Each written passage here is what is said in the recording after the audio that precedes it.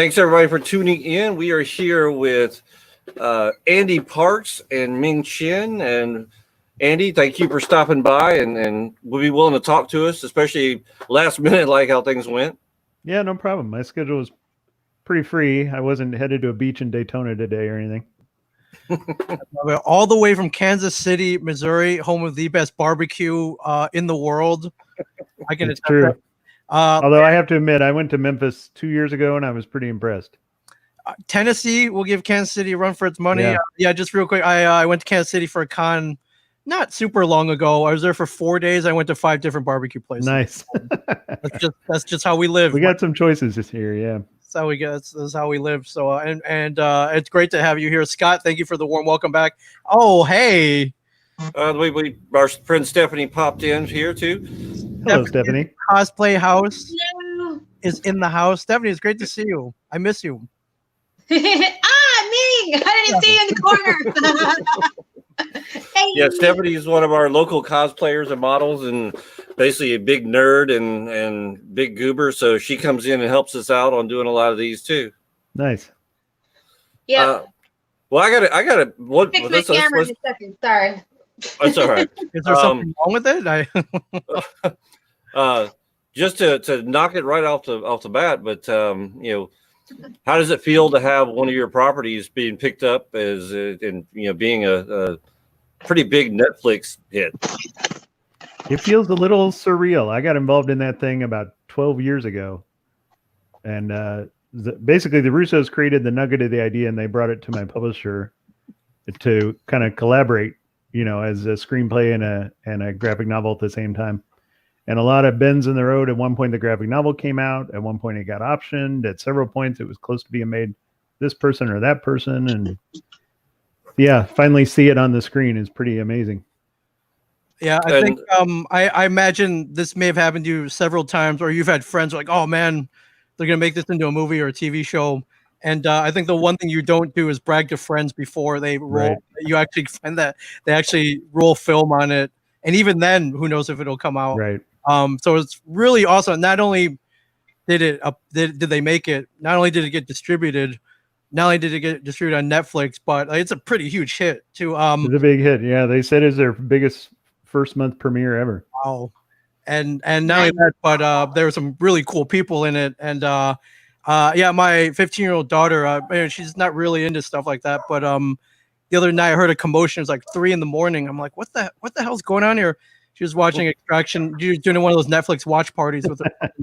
And I'm like, dude, that's cool. Like, I know that guy. Nice. Like, which is awesome. So congratulations for sure. Thank you so much. Yeah, speaking of, how did y'all end up? I'm guessing they had a lot of other cast. Was Chris Helmsworth one of the people you thought of whenever you were creating some of this stuff?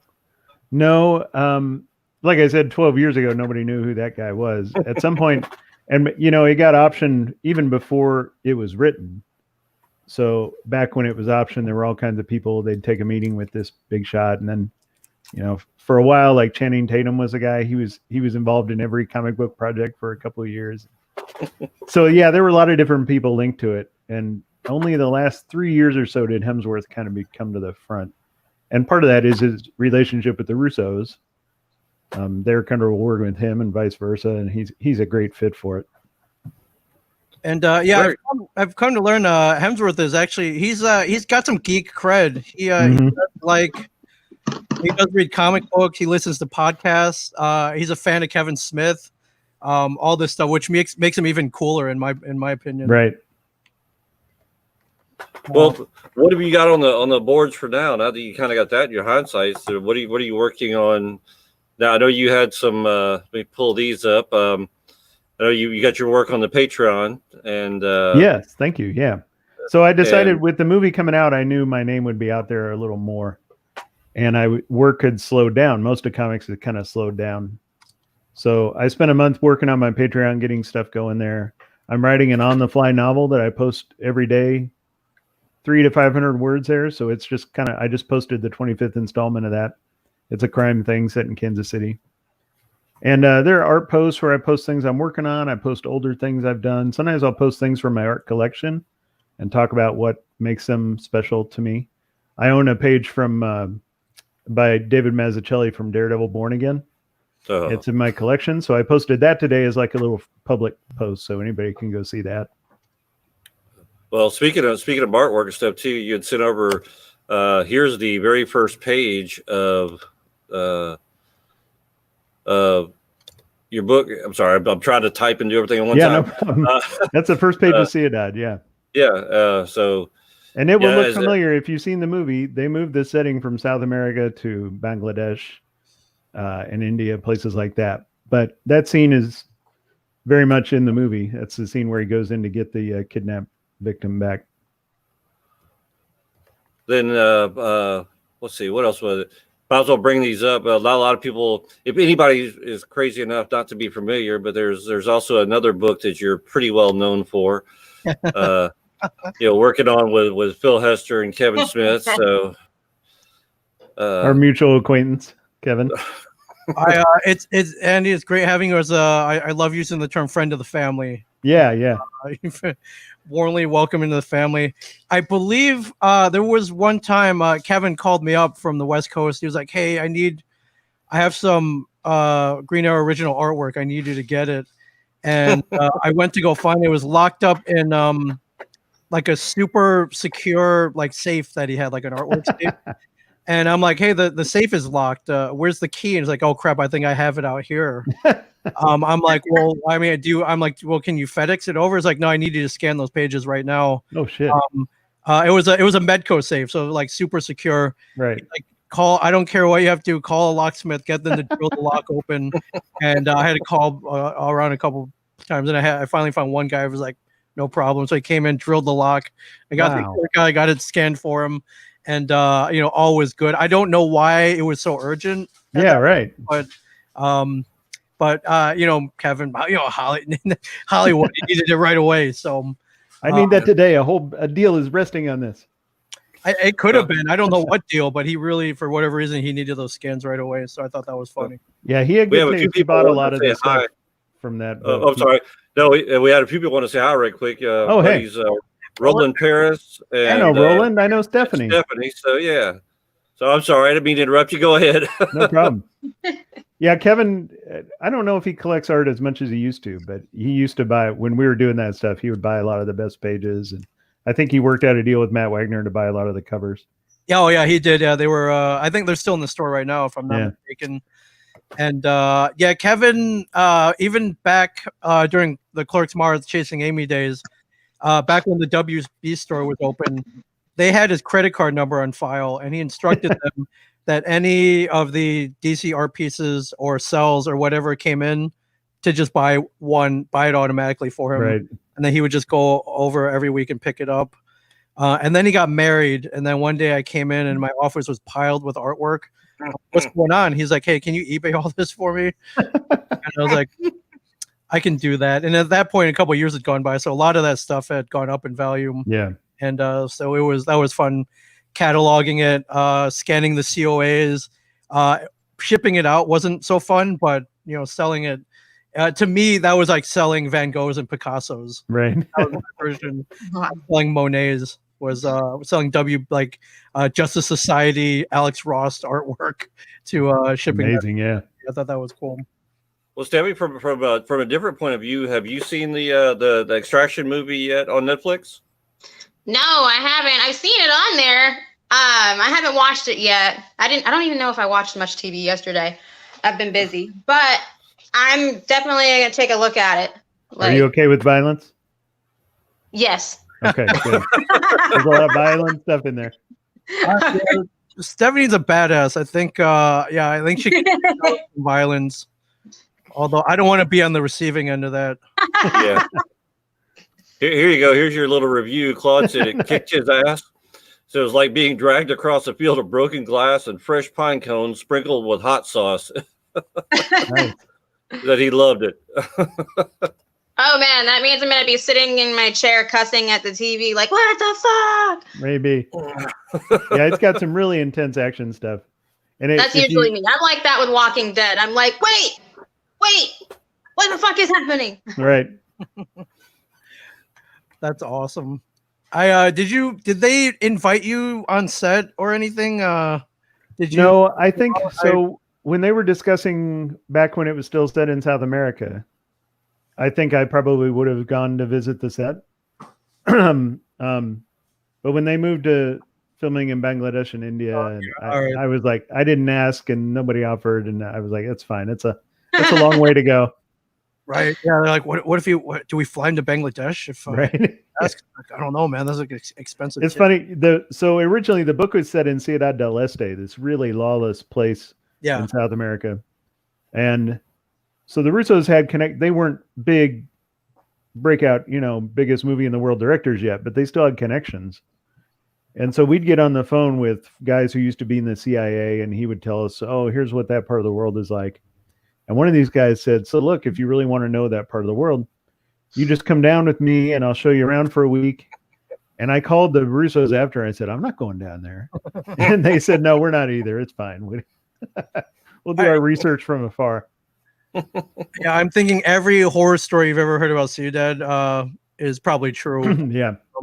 They filmed a little bit of the Miami Vice movie, and they were going to do the climax there, but after like 2 weeks of shooting, Jamie Foxx said, "Yeah, I'm out. They kidnap people down here. I'm done." That's that's insane.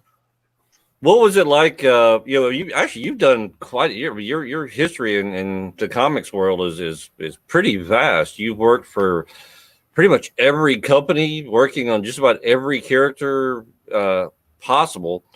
I mean, you've gone from writing, inking, penciling, everything else. But one of my big things is a few of my friends are inkers. John Dell probably being one of the other locals here. But I found it very, very humbling and satisfying watching him work. And of course, we always pick on him. Of course, the whole same thing. Go back to Kevin Smith, the whole Tracer thing. Yeah, but if you've ever worked in Kevin's universe and you happen to be an inker, you hear that a lot. Yeah. But I mean, from watching that, seeing what an inker actually does, a lot of people don't quite understand that the talent and what they. I guess the way I can put it, I've seen great inkers make horrible pencilers look fantastic, and I've seen horrible inkers make some of the tightest, best looking pencils in the world look nothing like they were to begin with. Yeah. I've seen some of that.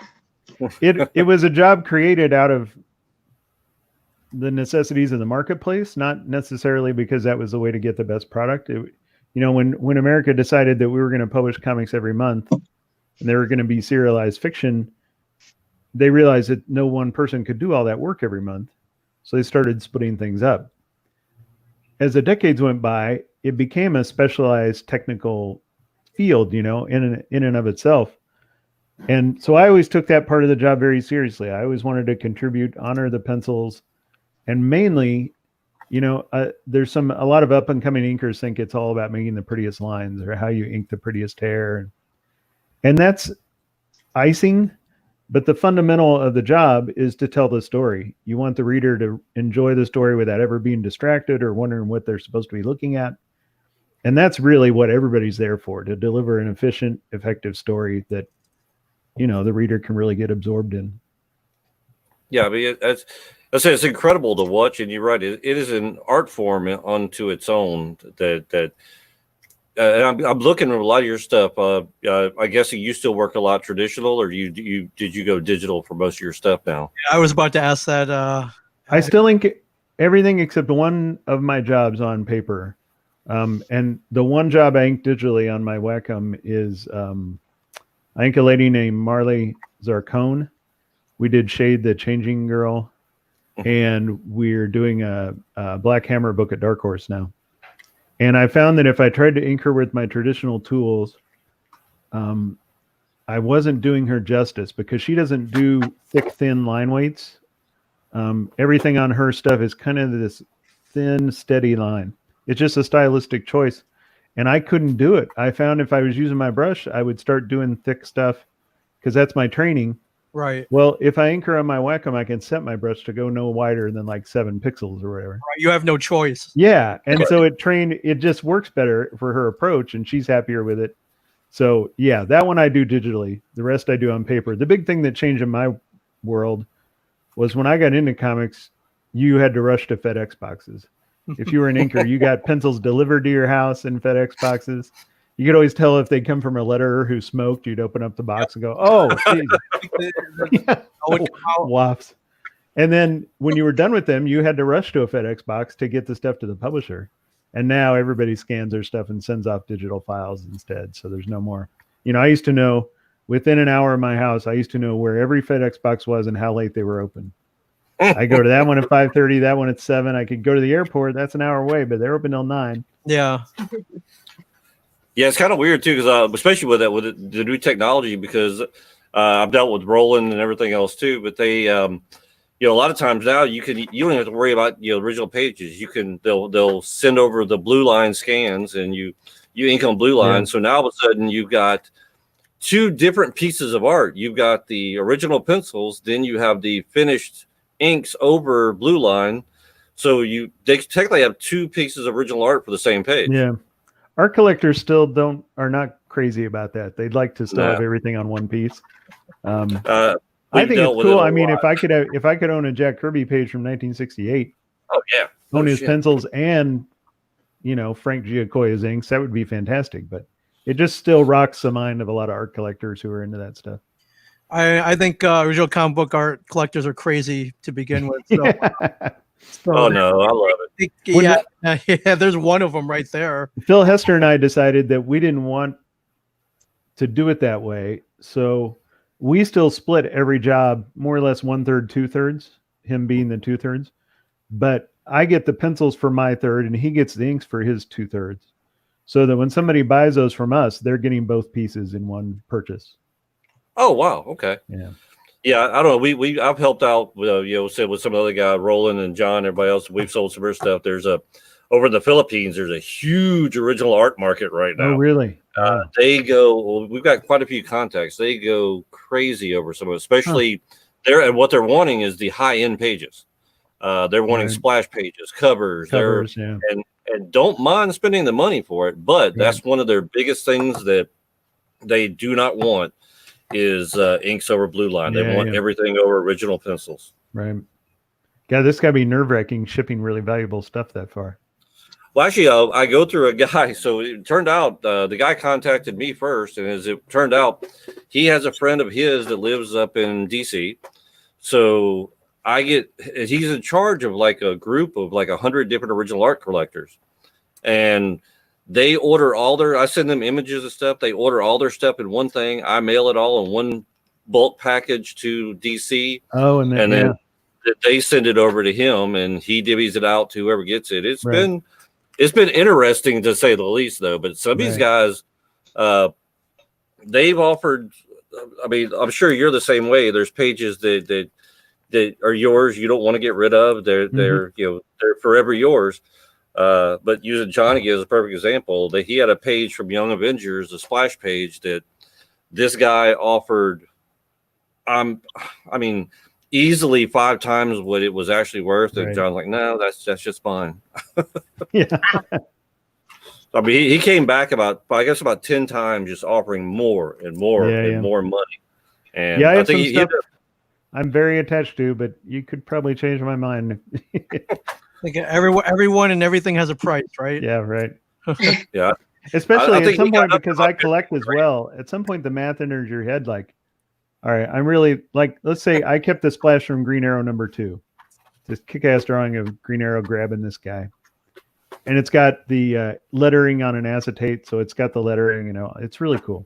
And I love it. I love having that memento of that time in my life. But if I could sell it for such an amount that maybe I could buy like a Kirby page. Yeah. Then I'm like trading this thing for a great piece by Jack Kirby. Then it's like, oh, I love my stuff, but that's the king. Right. Well, actually, Claude's asking another question of you, Andy, about the movie. He said the last scene kind of confused him. When the kid comes up out of the pool, there's a figure in the distance. Who was that? If it's a spoiler alert, don't say anything. But I will just say that they filmed that they were very clever about it. They wanted people to talk about it. They wanted there to be conjecture, and that they got all that. And I can only say that he survives in the book. So I wasn't involved in the making of the film, but I know he survives in the book. All right, Claude, there's your answer. Yeah. Is the book that different from the movie? Like, I know, like, I don't know, like off the top of my head, thinking like Harry Potter, there's obviously, you know, Right. there's differences. Yeah, it Don't was laugh really at me, interesting to man. watch. I like Harry Potter. Right. It was very interesting to watch the process because basically it got optioned and we didn't have any script yet. We didn't have a comic book script or a screenplay. So I went to LA and I met with the Russos for a couple of days and we kind of bashed out an outline that we were both happy with based on this initial idea of theirs.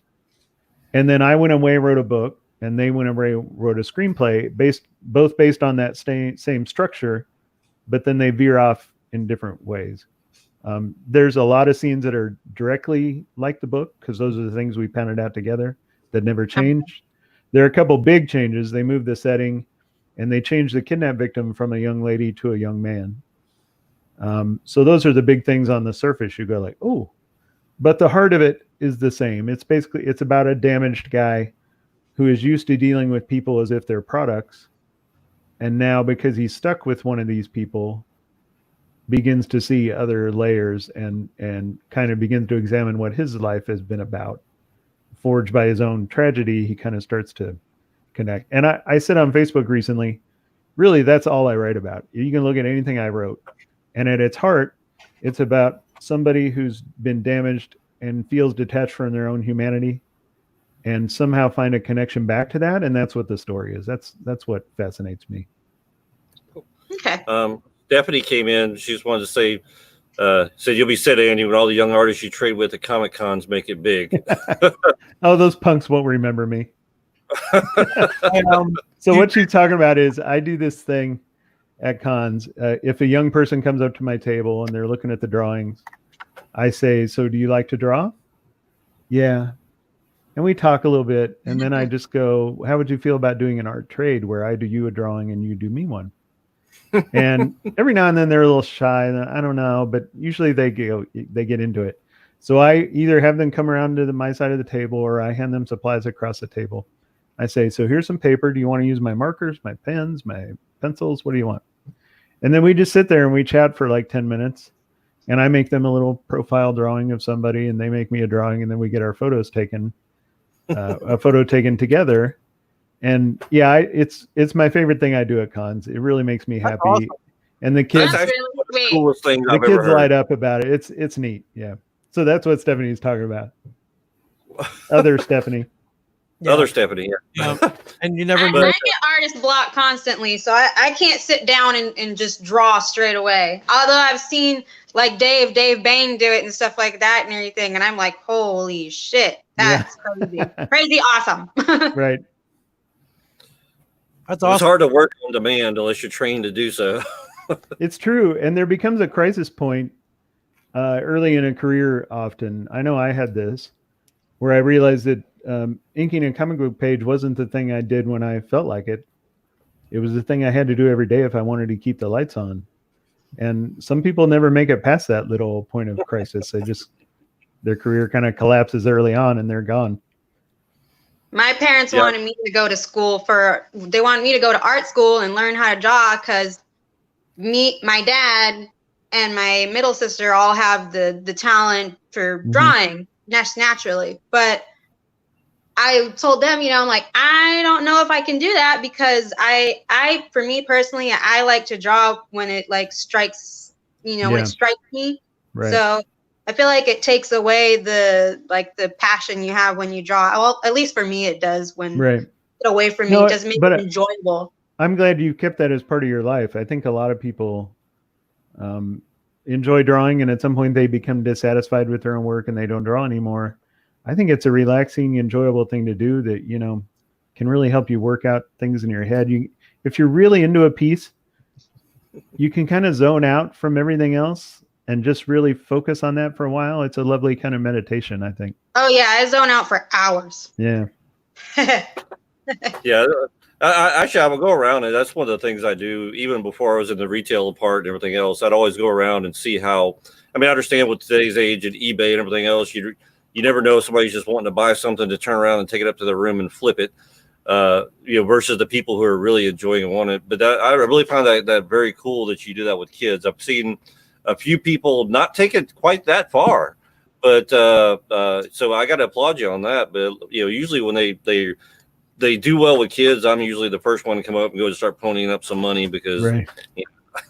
Yeah, I really enjoy it. And then I usually post those on my Insta. I always ask the parents, hey, is it okay if I put your kid's picture up? But yeah, and it's great. I love posting those. Yeah, you never know. One of those kids might be the next, Todd McFarlane or Jack Kirby. Right. Yeah, he's gonna have an art stash back there, all this stuff.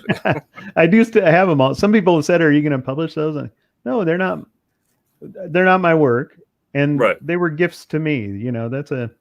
I put like when we take our photos together, you can see the drawing. I'm holding it, whatever. But yeah, those belong to me. I treasure them. Yeah, I can see it already. It's like I think on one of the shows for Comic Book Ben when Kevin Eastman brought in the very first original drawing of the Turtles. Yep. And wow, wanted like $4 million for it. You're gonna have like a $5 million piece of artwork sitting around waiting on you. You never know. You never know. It's but true. More important than that, I think you've got to really inspire these kids. I bet they run home and they're like, "Whoa, that was cool." I hope. I just like I like reinforcing with a kid that they're drawing, what they're doing is special and worth doing. Did you get encouragement as a kid, or I guess back then a lot of I know when I was growing up, I was like, it was drawing video games and reading comic books. We're not going to make anybody money. Right. Was that that wasn't going to put food on the table. So go to college and be a doctor or a lawyer. But I think all those people have proven everybody wrong. So right. Before I answer that, I got to say hi to Alex. Alex, that's so cool a lot of people don't know about those, but if you're into Jonathan Kellerman, I adapted three of his books to graphic novels, and they're mysteries. They're cool. Thank you, Alex. So yeah, I went to college. I didn't know what I was doing there. Bounced between art and English. And when I decided, you know what, I'm going to not do this anymore. I don't like going to class. I'm not good at it. I'm wasting everybody's time. I think I want to do comics. There was a lot of skepticism, I would say. But you know what? That skepticism on the part of people close to me might have been better for me overall than unconditional support. My wife gives me that unconditional support always. But it was good to have that motivating factor of other people saying, "Oh, you dumbass." It helped. Once I took off on that path, I was not stopping. Well, so sometimes when you see it as a challenge, you work harder towards it than if it's just handed to you. Right. Yeah, it's not a bad thing. It's like, you don't think I can do this? Watch me. Oh yeah, right. Watch me. So, and then you pour everything you can into it, which is Sarah Ramos in the house. I should say, Alex, before he goes away, I love your work. So if you hit me up on Facebook, maybe I'll send you one of those Kellerman books. We can work some out. Hey, Sarah. Yeah, Alex is an old friend of ours. Actually, Alex is another one of those super nice people. We met him at a show years and years and years ago, and his booth happened to be across from ours. And but we saw him one morning getting breakfast, and we ended up eating breakfast with him every morning after that. But he would get to the show early like we would. He would just walk across, start talking, and start pulling his books out of the back issue bins, opening them up, signing them, sticking them back in there. Oh, that's so great. So basically, people, I probably he did a lot of them. There's probably some still in our back issue bins, and they're just surprises from Alex whenever somebody runs across one and finds them. That's awesome. I love it. You can make a lot of good friends with con neighbors over the years, So Daryl says, out of all of us, one's very easy on the eyes, and it's not me. So, well, Bing, I think she's talking about you. Oh, sorry. How more or less? I'm smiling. I'm having a good day. So, Andy, did you have a lot of cons lined up this year? Did you do? I mean, we were running across each other maybe 2 or 3 times a year, and I was getting to a point where I was going to almost 30 of them a year. Wow, no, I never got there. I'd maybe do a dozen, and I had a handful. that of course went away, and so it goes. This situation, it has a upside and a downside for extraction stuff. On the one hand, it probably wouldn't have been the biggest premiere in Netflix history had not everyone been trapped at home. Right. So that was cool. On the other hand, yeah, I don't get to go out and capitalize on this hype right now by selling prints or whatever. So what are you going to do? This is the world we live in. You got to make the best of it. Yeah, I think if it was just if it was just us, it would sting, but it's everybody. So there's not much you can do about it. I do miss it. It's not bad being I had a hard time sitting still for a while, but now that I have to sit still, it's actually not that bad. So right. I will say, if you guys don't mind a minor hype, I did a drawing of Tyler Rake, Chris Hemsworth. And I have prints on my website. So let me see if I can figure out how to. Yeah, I want to check that out. Yeah, please. Let me put the website back up here too, so people know what to look for. If you want to send it to me, I can bring it up big on the screen right here. Oh, okay. Okay. You can either send it via Facebook or and I'll download it and bring it on here. Ande Parks, writer, artist, wearer of hats. These are all true things. All true. To wear. Yeah, it pains me that I always have a hat on, Stephanie, and because of the stupid headset, I can't be wearing a nice hat. It pains me. See, that's the reason I went out and bought these. I got the little wireless Bluetooth headphones, so they work perfect with this, and nice. I love it. Oh, yeah, I'm not very high tech at this podcasting thing yet. That's a cool print, 8x10. It's in color. Did you find it already? Oh yeah, why your website? Yeah, it's on my computer, and I don't even have it yet. I have another computer here, so can you share it, or should I still be looking? Scott will share it. Scott's gonna. Okay, great. Yeah, just send it over to me, and I'll do it. And Stephanie, if you're listening, not this Stephanie, the other Stephanie. Stephanie also just sent us a picture you took with her son. If it's okay, yeah, I'll put that picture up as well, where y'all traded drawings. Excellent. He's a good kid, talented kid. Oh yeah. Actually, see, I could probably go to the website and find it myself. It's coming right now. All right. How do you think about it? It's a cool. I finally got it converted to a format that's sendable. There you go. All right. Let me get that and download it. Oh yeah.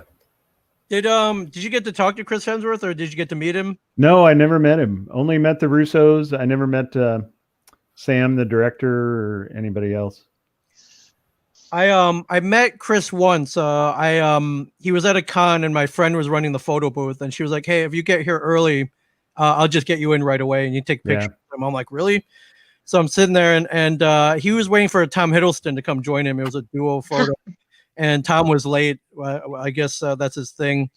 And we started talking, and we got into a conversation about whether or not, if two guys get into a fight, is it okay to kick the other guy in the nuts? Oh. He had argued with me. He's like, "Oh man, that goes against like a guy code. Like you never hit it. You never kick a guy in the nuts." Right. And I'm like, "That's asinine. Like if a 5'4" guy's coming after me, right. If he's 6'4", I'm 5'4", he's outweighing me by 200 pounds. Of course, I'm going to kick him in the nuts." Right. There, I had the wrong thing. There we go. There he is. Yeah. Oh, cute. Awesome. I drew an Iron Man. I didn't remember that. Cool. Wow. It's really cool. Now so you can see it better. He's a very big guy, right, Ming? He is, yeah. He's easily he's a foot taller than me. I'm 5'4". I believe he's at least 6'4". Yeah. And so kind of as a tiebreaker, I went to Chris, and the manliest man on earth, no question about that. I was like, "Hey man, if you get into a fight, is it okay to kick the other guy in the nuts?" He's like, "Oh yeah, man, absolutely." So I went back to the other guy and was like, "Well, anything goes." And Chris Hemsworth told me it's okay. So right.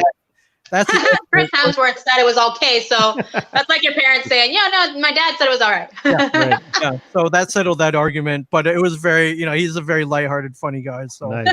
He seems like a great dude. And you really notice, like when he's walking on that bridge at the end of the movie, he's got that John Wayne kind of presence. He's just huge, and yeah, he's good. Yeah, actually, Boyd, you're just tuning in.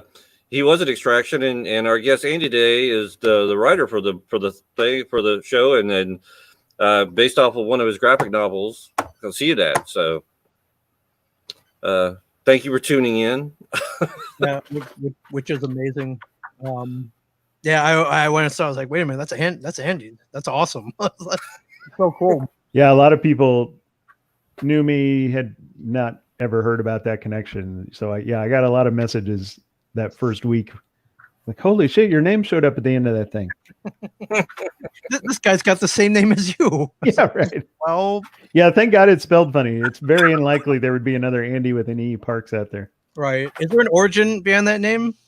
Yes. I only tell it in person to friends who buy me a drink, so I can't share that. But there's a family connection to why it's spelled that way. Yeah. Well, consider that drink bought. Okay.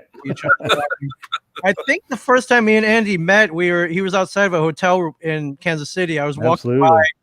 He was drinking bourbon and eating beef jerky. It's true. I stopped and he's like, "Hey man, you want some beef jerky and some bourbon?" I'm like, "I like this guy." Yeah, that was kind of my thing at Planet every year. Saturday night, we'd sit out in front of the hotel, and I would have a bottle of that Rock and Rye. It's got a little sweet to it, and a little orange. Put that in a paper bag, and of course now we'll never share bottles again, right? That's over. I mean, it depends on the bourbon, Yeah. And also the proof. The alcohol might help sanitize it. So. And then my friend Elle would bring a bag of beef jerky, and we'd just sit out there all night. It was awesome. I mean, such a simple thing. When I was like, man, I'll never forget that. That was fun. So, and if someone's passing around a bottle of Pappy Van Winkle, like I'll take a swig out of it. Virus be damned, right? So, but Boyd's got a question here. Will there be an Extraction 2? So I only know what you guys know if you saw the articles. I think Joe Russo is signed to do a script. I think Chris is interested. So my guess is there'll be another something. But I'm not involved in production, so I can't guarantee it. Just as long as you get paid, that's what matters. Yes. If the check clears, I'll be happy. Do you remember what it was like working with Kevin Smith's script on Green Arrow? He tends to be very vocal and wordy. Wordy, but not too much so. He knows comics, so he knows what's going to work visually on a page. He's used to thinking visually anyway as a director. Yeah.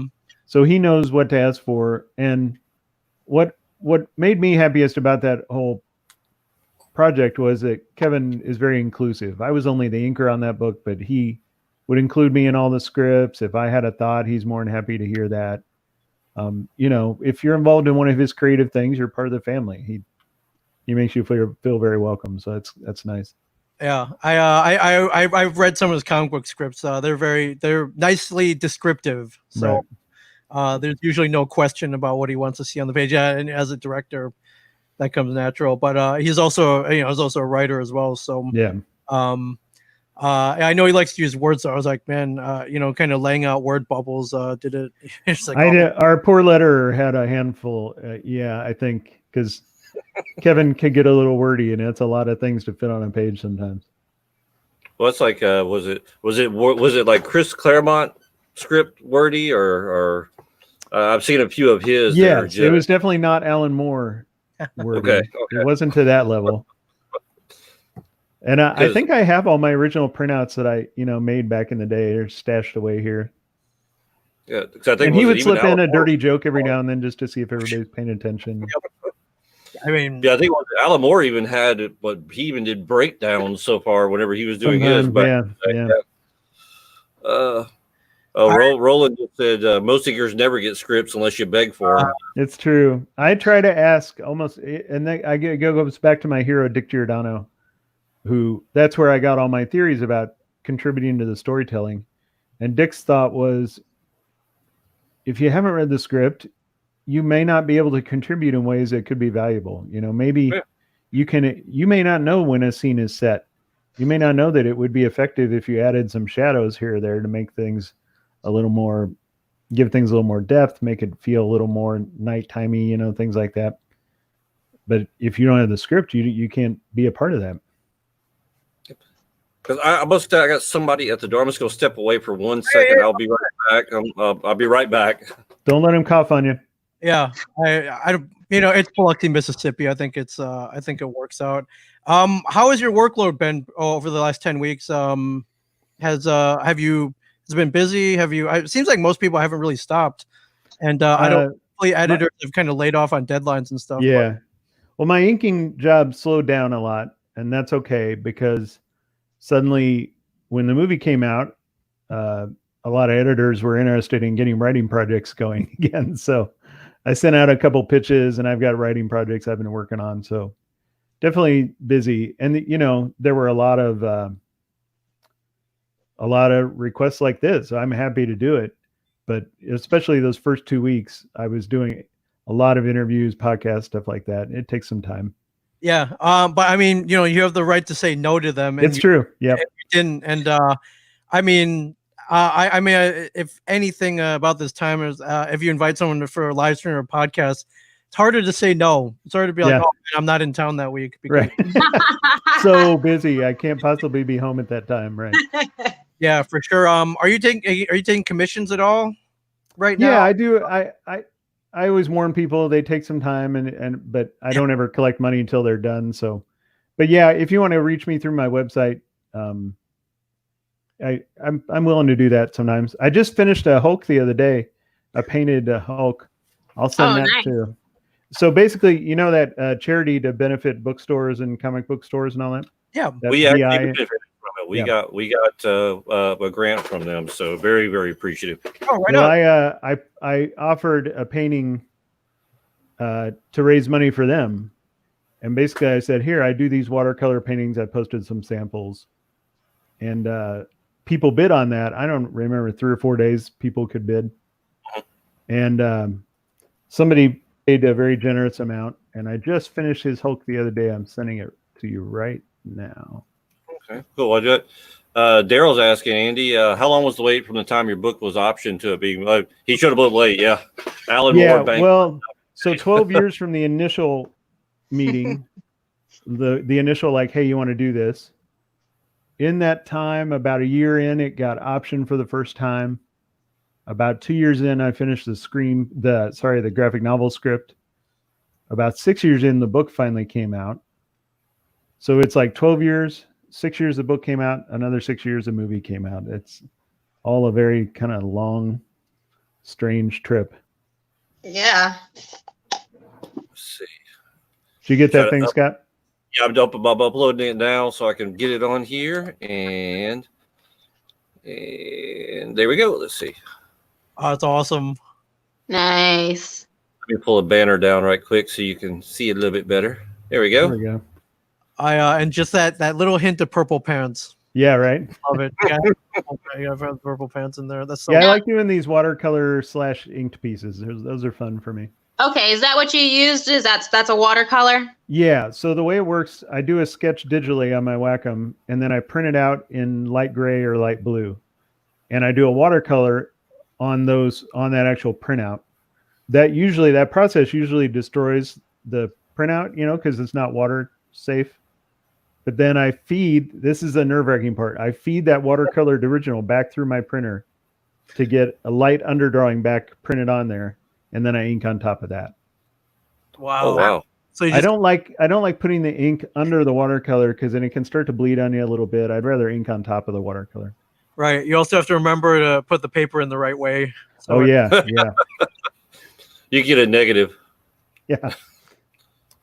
Really. Boyd said he loves the Hulk with short hair.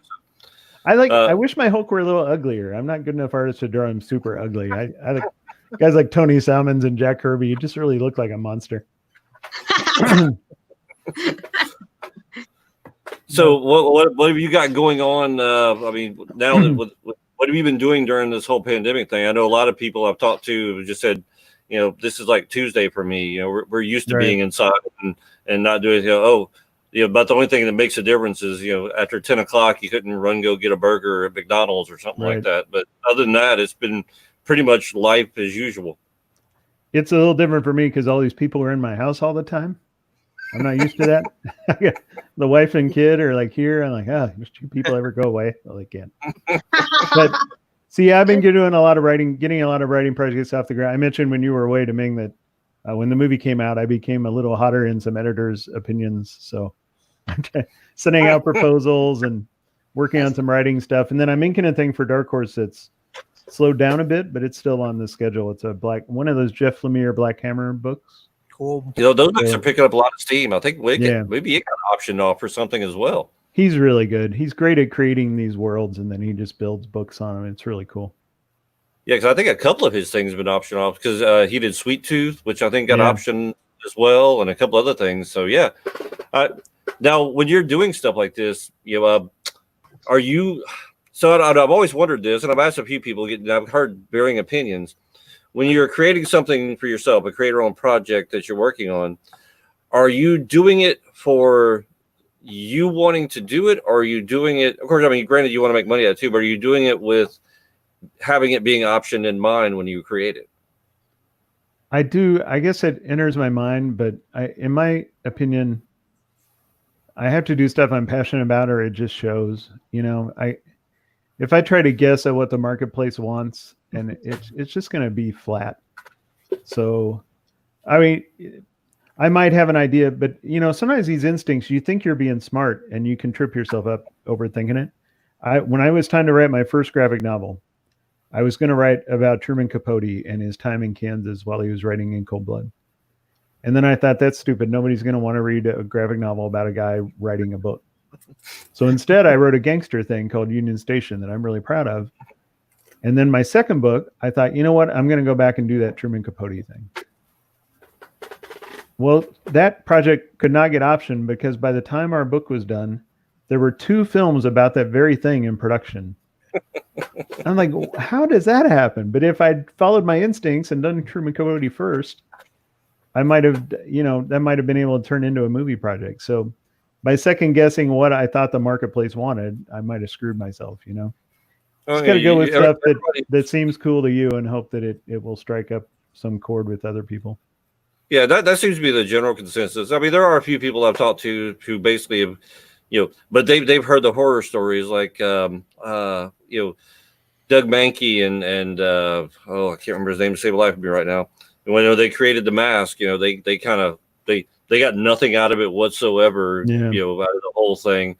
And I'm kind of curious. So, but most people still say they want to do something that I guess I kind of put it along the lines of when you watch Monty Python. They even said when they created these things, they did stuff to make them laugh. Right. It just so happened that everybody else laughed right along with them. Yeah. I don't think I have the most commercial ideas in the world. I usually get too self-conscious. Like I don't think I'd ever write anything about a hitman because it's been done 1,000 times and I just feel silly about it.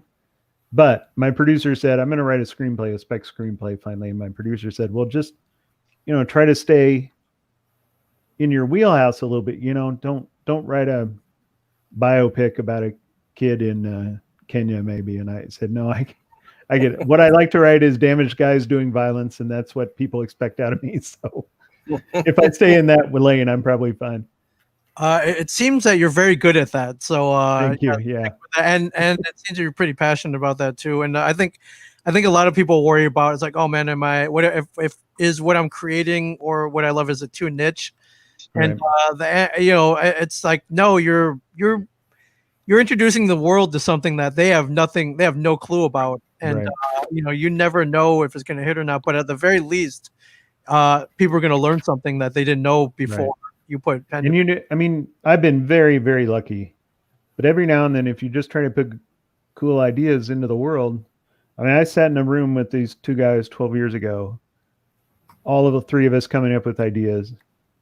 And now like 250 million people, if you go like 2.3 people per household, have been exposed to these ideas. And that doesn't come, that's probably once in a lifetime for me, but right.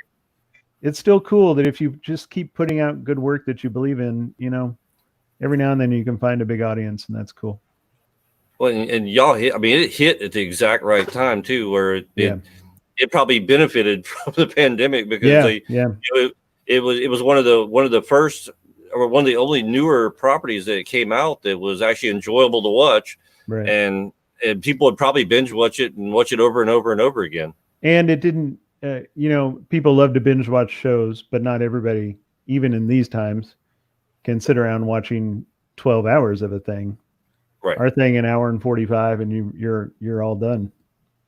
Yeah, I said when it first came on, I was flipping through, it showed up, and lo and behold, I sat there and like I said, I have to get on to you a little bit because I saw it about 11 o'clock at night and I had to be at work the next morning. And I actually work for the local fire department here. Well, needless to say, I didn't go to bed till about 1 o'clock in the morning and had to wake up at 5 to be at the fire station by 6:45. Sorry about that. Thanks a lot. It is a hard thing to turn off in the middle. It definitely keeps ramping it up. Just blame the people above. Blame Netflix. And I know you got strong coffee at that firehouse, I think. Oh, but you don't drink coffee, so never mind. Yeah, I don't do my coffee, so. Oh, wow. But yeah, one thing I never acquired a taste for. I don't know why. Something that smells so good, I just never acquired a taste for it. I was late to it. I don't think I drank coffee till I was 40 or so. Oh, wow. I'm about 10 years behind, or 10 years behind you, or ahead of you, however you want to put it. But yeah, but I really and truly though, congratulations. You don't get to hear a lot of the great stories of comic book talent, progressing on and busting out, So I gotta say, congratulations to you for succeeding in an area that succeeding is, not the norm. Thank you so much. Yeah, I've been very lucky with it. All right. So I got to get back to, though, we were talking about the whole Green Arrow thing, too. We talk about working with Kevin and everything else, but Phil Hester, I think, is probably one of the most phenomenal inkers. His style is very, very recognizable right off the bat. How much fun did you have doing the stuff with him? That was cool. Green Arrow was special because we'd done a lot of indie stuff together, him penciling, me inking, and we enjoyed it. And we had a very similar aesthetic. We both like stuff that's big and bold. Neither of us is going to spend all day rendering the side of a thigh, we like stuff that just bam hits you in the face and moves on. Heavy lines, not a lot. And it wasn't until Green Arrow that DC let us work together. We were both working there, but independently. They wouldn't really put us on a book together. I think they viewed us as too odd, not mainstream enough. And because Kevin had enough clout to make that happen, and our editor Bob Schreck believed in us, all that changed, and we suddenly became like mainstream superhero guys. And now people come up to me and say, "Oh, you guys are like my Green Arrow," which is silly to me because Neil Adams is the Green Arrow. I mean, why would you look at us? There's Neil Adams out there, but for a certain generation, that was the book that really meant so much to them. That's really cool. And we owe it to Kevin to kind of, having the clout to make that happen. That stuff is, it's very rare you get it. Like for me, Neil Adams, Mike Grell, you and Phil, I said, those are the kind of the iconic Green Arrows. It's just amazing to be mentioned in that company. But they stand out where, like I said, it's immediate. As soon as you see the art, where you could see all of you doing Green Arrow, and almost anybody in the comic industry could name who had done what without even but just a glance. But that goes back to what we were talking about with writing. That we were successful in that book because we were able to be ourselves.